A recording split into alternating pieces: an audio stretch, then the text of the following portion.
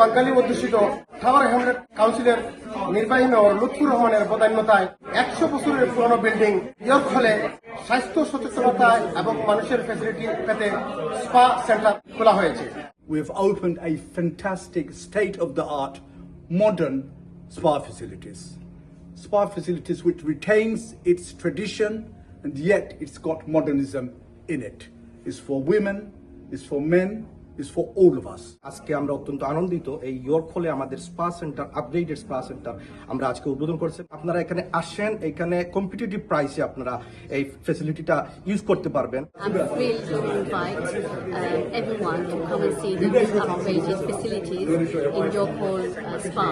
বৃহস্পতিবার দুপুরে স্পা সেন্টারে বিভিন্ন ফ্যাসিলিটি ঘুরে দেখেন নির্বাহী mayor Lutfur Rahman.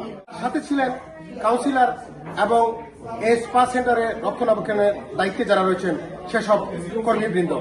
2 steam rooms, 1 traditional sauna, 1 infrared sauna, plunge pool, 3 hot rooms, ice fountain, ice bucket and monsoon shower. So this is what the facility. Interior অনেক সুন্দর, স্পা আছে, অনেক সুবিধা আছে, অ্যাফোর্ডেবল সব prices. I think it's fantastic that the spa is available to local community. Relaxation is quite important, especially with mental health in mind.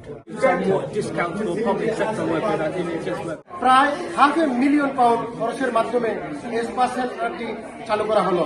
নতুন এই spa সেন্টারটি টাওয়ার হ্যামলেটস পাড়াসহ অন্যান্য এলাকার মানুষেরা স্বাস্থ্য সচেতনতায় বিভিন্ন ফ্যাসিলিটি পাবে এমনই প্রত্যাশা রেখেছেন কাউন্সিল কর্তৃপক্ষ। পূর্ব লন্ডনের ইয়র্ক হলের স্পা সেন্টার থেকে চৌধুরী মুরাদ, সুরমা টিভি 24।